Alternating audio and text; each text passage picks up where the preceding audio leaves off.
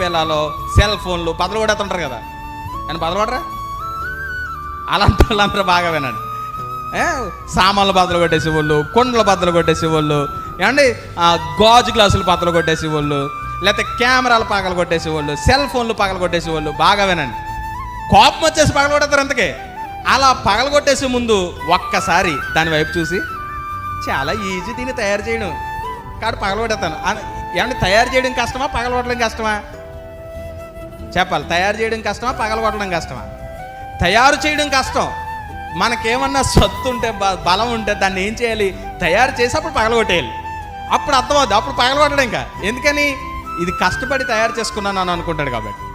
Human maids, వాడ మనిషి తయారు చేశాడు, చేపను దేవుడు తయారు చేశాడు. బాగా వినండి, ఒక అద్భుతమైనటువంటి మాట చెప్తా.